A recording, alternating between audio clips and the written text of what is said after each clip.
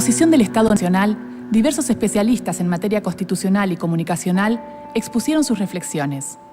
Esta es la naturaleza de la libertad de prensa, de los monopolios informativos, como el Grupo Clarín, integrado a la Red Mundial de la Desinformación. Lo que podemos llegar a ver en nuestras sociedades es que un poder patrimonial, el poder empresarial de la propiedad, se sobreimponga a un derecho de libertad de rango constitucional. Quienes históricamente resultan privilegiados por las condiciones de la estructura social se atrincheran detrás de la igualdad formal para no perder sus posiciones y beneficios. Plantean una norma sin aplicación concreta en el tiempo o cuando venzan licencias.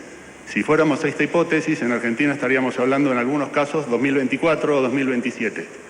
El representante de las cooperativas contó cómo el Grupo Clarín, con el manejo, las transmisiones del fútbol, por ejemplo, que durante años mantuvo como monopolio, iba forzando la quiebra o la adquisición de una cantidad de señales en el interior del país que no podían subsistir si ellos no les vendían el fútbol. Les ofrecí, si en una ciudad había un canal, una señal importante, ellos le negaban el fútbol. Esa señal que tenía buena audiencia empezaba a perderla porque no tenía el fútbol. Y cuando estaba ya al borde de la quiebra, venían y la compraban por poco. Generás enormes esfuerzos para hacer señales de contenidos y no tenés pantalla para darla, porque seguís teniendo operadores integrados que producen sus propias señales y que por lo tanto se niegan a subir las señales de la competencia. Realiza su exposición ante el tribunal como amicus curiae que acompaña a la parte demandada, la Confederación Cooperativa de la República Argentina, Cooperar, expositor doctor Miguel Julio Rodríguez Villafañe. Representamos a más de 3.000 estructuras cooperativas del país que llegan a más de 10 millones de personas que reciben de una forma u otra el accionar de la solidaridad y de la economía solidaria en nuestro país. Acá hay que hablar también cómo opera el Grupo Clarín en el mercado. En este momento está pasando que la propia localidad de Zapala, en Neuquén, en donde la cooperativa que tenía su licencia, que se la sacaron por la ley de facto de 1980, cuando tenía la televisión por cable, que eso fue uno de los pasos más importantes en dignidad que se dieron en el país. Porque casualmente el interior del interior, que no recibía prácticamente señales, solo a través del cooperativismo optó por tener antenas comunitarias y empezar a nacer el sistema de televisión por cable. Pues esa cooperativa de Zapala, que tuvo que dejar de dar televisión por cable, ahora tiene un canal de aire, pero el prestador local es Cablevisión y no quiere subir la señal del canal local. También se pudo escuchar a 3 amicus curiae por parte de la Corte Suprema de Justicia. No se entiende por qué la ley establece una prohibición, porque la televisión por cable no utiliza un bien limitado como el espectro radioeléctrico. Por ese motivo debería ser dejada a las reglas del mercado, es decir, a las reglas de la competencia, con el control de defensa de la competencia.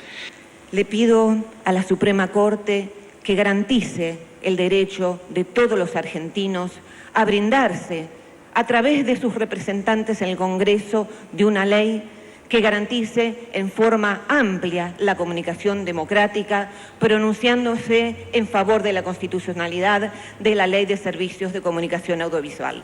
Hoy estamos hablando de las audiencias como nuevos sujetos de derecho, no ya como consumidores ni como usuarios.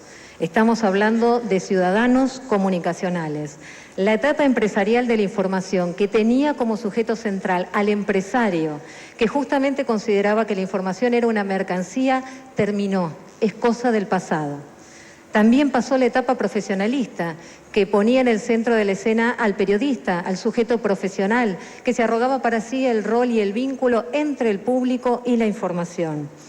Yo rescato algo que está esbozado, pero que tal vez haya que profundizar, que planteó Cintia Ottaviano, que tiene que ver con plantear esto como el derecho de las audiencias. Porque es cierto, porque en realidad hay una defensa colectiva de nosotros como audiencia, que es necesario resaltar, que esta ley no protege a nadie en particular, sino que nos protege como colectivo.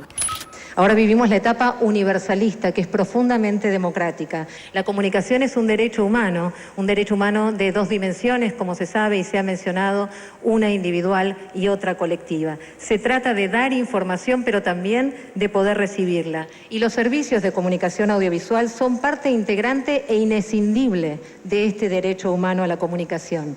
Esta idea convalida la conclusión revolucionaria de Carlos Soria: la información pertenece al público, a todos y a todas por igual, ni a una empresa ni al periodista. Por eso no puede estar en pocas manos, menos aún en una sola. Señor presidente, se nos ha dicho que esta Corte espera de los amicus que la iluminen sobre los hechos y sobre el derecho. Estos reclamos que voy a leerle fueron recibidos por el organismo a mi cargo en todo el país. Esto dice el público. En Rawson, provincia de Buenos Aires, Cablevisión es el único proveedor de servicios de televisión y limita su programación discriminatoria y abusivamente a solo 35 canales, cuando publicita que es de 75. Tengo una hija pequeña y quisiera acceder al canal Paca Paca. En abril de 2011 envié en reiteradas ocasiones mails a Cablevisión pidiéndoles que incorporaran el canal a la grilla básica. Están quebrantando nuestros derechos constitucionales a acceder a una televisión de calidad que estimule el desarrollo y el bienestar de los chicos y las chicas argentinas. ¿Cuáles son los antecedentes en materia legislativa para llegar a la ley de medios? ¿Y cuáles han sido las demoras judiciales? 22 de agosto de 1972, se sanciona la Ley Nacional de Telecomunicaciones. La norma le da potestad al Poder Ejecutivo para regular la actividad comunicacional y crea el Comité Federal de Radiodifusión, CONFER. Solo las sociedades con fines de lucro pueden ser titulares de licencias. 15 de septiembre de 1980, la Junta Militar dicta el Decreto Ley de Radiodifusión 22.285. El derecho a la información queda supeditado a la doctrina de seguridad nacional y se mantiene el esquema comercial de medios. Este decreto, firmado por Videla, Arguindegui y Martínez de Oz, regirá el mapa comunicacional argentino durante casi 3 décadas. 1985. El gobierno de Raúl Alfonsín crea el Consejo para la Consolidación de la Democracia. Se recomienda la elaboración de una nueva ley que privilegie la libertad de expresión, limite el número de licencias en manos privadas y fomente la producción nacional. El proyecto no prospera por presión de grupos comunicacionales y la posterior caída del gobierno radical. 18 de agosto de 1989. Se promulga la Ley de Reforma del Estado. El artículo 65 autoriza por primera vez a las empresas de medios gráficos a ser titulares de licencias de radiodifusión. El diario Clarín adquiere Canal 13 y se convierte así en la primera empresa pública privatizada. Surgen los primeros grandes multimedios. 27 de agosto de 2004. 300 organizaciones reunidas en la Coalición por una Radiodifusión Democrática presentan los 21 puntos básicos por el derecho a la información. Unos años más tarde, el titular del CONFER, Gabriel Mariotto, toma como base esos puntos para impulsar un debate multidisciplinario que culmina con la redacción de la nueva Ley de Medios. 10 de octubre de 2009. Luego de ser enviada al Congreso de la Nación por la presidenta Cristina Fernández y aprobada en diputados por 147 votos a favor y 4 en contra, el Senado de la Nación sanciona la nueva Ley de Servicios de Comunicación Audiovisual. 17 de diciembre de 2009. Poco después de aprobada la ley, el Grupo Clarín exige que se declaren inconstitucionales algunos artículos, entre ellos el plazo de adecuación y la cantidad máxima de licencias por titular. El juez Edmundo Carbone da lugar a la demanda y extiende una medida cautelar que suspende la aplicación plena de la norma. Mayo de 2010. La cautelar es confirmada por la Cámara Civil y Comercial Federal. Los artículos que afectan al Grupo Clarín quedan así suspendidos. Tras la apelación oficial, la medida llega hasta la Corte Suprema, que la mantiene, pero exige una fecha límite para la resolución de la causa. Mayo de 2011. La Cámara Civil y Comercial decide extender la cautelar por otros 3 años. La decisión es rechazada por la Corte Suprema, que establece el 7 de diciembre de 2012 como plazo máximo para que la justicia defina la constitucionalidad de la ley. 6 de diciembre de 2012. Un día antes del plazo límite, la Cámara extiende la medida cautelar por pedido de los abogados del Grupo Clarín. Los jueces de las carreras Sina Julieta suspenden la adecuación hasta que se dicte una sentencia definitiva. La causa pasa ahora a manos de la Corte Suprema de Justicia. 14 de agosto de 2013. La Corte Suprema convoca una audiencia pública para debatir la constitucionalidad de la Ley de Medios. Abogados del Grupo Clarín y del Estado Nacional, junto con organizaciones sociales y especialistas, discuten el alcance de la norma 4 años después de su sanción en el Congreso.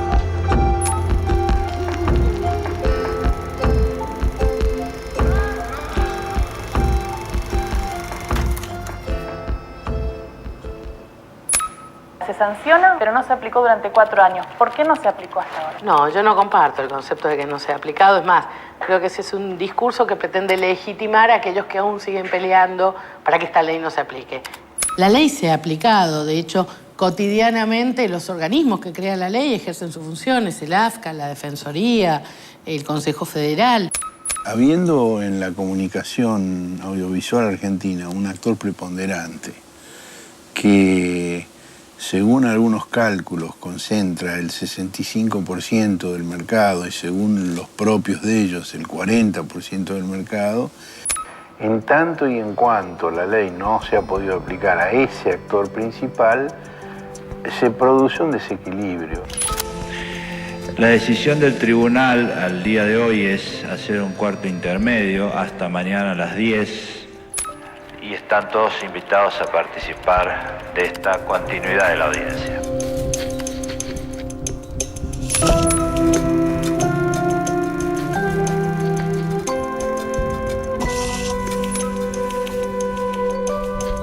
En la segunda jornada de audiencia, los equipos de especialistas y abogados representantes de las dos partes, la actora, el Grupo Clarín, y la actuante, el Estado Nacional, se preparan para responder el cuestionario redactado por la Corte Suprema, a fin de exponer los argumentos de cada posición.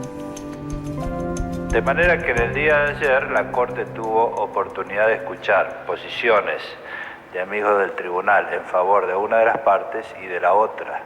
Pareciera que la cuestión es sencilla, cada parte sostiene que la solución es muy simple y es decidir en su favor. Por eso lo que hemos hecho es discutir este tema en el acuerdo, elaborar una cantidad de preguntas consensuadas por todos los ministros para las partes. Son aproximadamente 50 preguntas. ¿Se imaginaba que la audiencia iba a ser así? Sí. Yo me imaginaba que la audiencia de los amigos del tribunal sí iba a ser así. No me imaginaba que iba a ser tan rica la audiencia de las partes.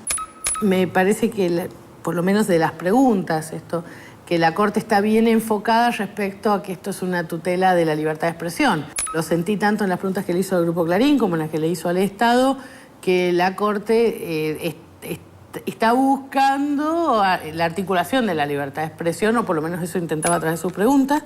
También me pareció que tenía algunas preguntas de contenido técnico y en ese sentido valoro que las haya hecho, porque si alguien va a decidir es mejor decidir bien informado. Y también reitero, me pareció una muy buena oportunidad para exponer argumentos. ¿Qué le parecieron las preguntas de la Corte? Me parecieron preguntas muy atinadas, me parecieron preguntas muy concretas, muy claras, muy sencillas.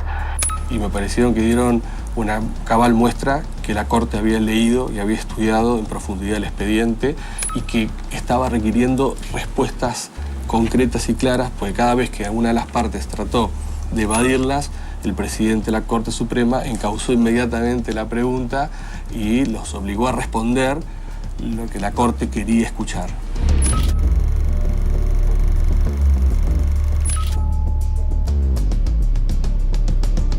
La ley 26.522, artículo primero, que busca concentrar la propiedad de los medios de comunicación. ¿Por qué la actora sostiene que se afecta a la libertad de expresión? ¿Por qué se afecta a la libertad de expresión? Hay que entender cómo se afecta a la sustentabilidad del Grupo Clarín. Perdón, doctor, después le vamos a preguntar sobre eso. No, está bien, sobre la sustentabilidad. En concreto, usted sostiene que por aplicación de la ley hay una afectación indirecta de la libertad de expresión. ¿Una afectación? Indirecta, si se aplica la ley, como consecuencia de eso se afecta a la sustentabilidad y como consecuencia de eso hay una afectación a la libertad de expresión. Sí, entendimos mejor la pregunta. Perdón, doctor Larenzetti. La misma ley, en el artículo primero, cuando habla de sus notas, habla de la necesidad de fortalecer la independencia de los medios de comunicación. Con lo cual, la misma ley cuya constitucionalidad hoy se debate, tiene en ella misma y en sus propósitos aspectos destinados a fortalecer la libertad de expresión. Pero además, cuando esas restricciones son indebidas o son innecesarias o no son proporcionales, la afectación a la sustentabilidad de un medio influye directamente en la garantía contra la libertad de expresión. Si se deseaba reducir la cantidad de licencia del Grupo Clarín concedidas por el decreto 527 de 2005, ¿por qué no se utilizó la misma vía? Es decir, un decreto dejándolas sin efecto. Me permito decir, la pregunta tiene un error o una premisa en la formulación. No se deseaba reducir la cantidad de licencias del Grupo Clarín. Lo que se desea es tener un mercado argentino desconcentrado, que no solo abarca el Grupo Clarín, bien expresaron antes, han sido muchas las empresas que han pasado por el proceso de adecuación, con lo cual la pregunta es casi incontestable. Si la libertad de expresión requiere un volumen económico como el del Grupo Clarín, ¿qué ocurre con los demás grupos que no tienen esa entidad? ¿No tendrían libertad de expresión? ¿Cómo se explica que otros medios de comunicación hayan presentado sus planes de adecuación sin invocar este agravio? La situación de otros medios de comunicación requerirán de su estudio particular, de cómo reciben sus ingresos y de dónde prestan sus servicios. La sustentabilidad del Grupo Clarín se ve afectada por la estructura que tiene en función de los mercados que se desempeñan. No, la pregunta se refiere no a la situación de otros grupos en concreto, sino al argumento en el cual basa su posición. Creo que es clara, usted dice determinada, es necesaria determinada sustentabilidad para tener libertad de expresión. Lo que no tiene en ese volumen, ¿qué pasa? Es lo que dice la pregunta. Como argumento, ¿no? En el caso... En relación a la libertad de expresión. Existen, en el caso argentino, otros grupos multimediáticos de menor tamaño que muestran rentabilidad, que tienen canales abiertos.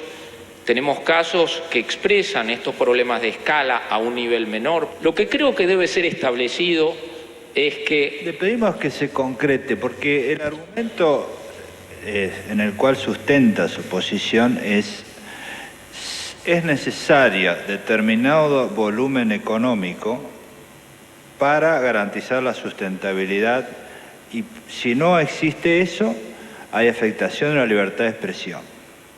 Quien no tiene ese volumen económico no tiene libertad de expresión.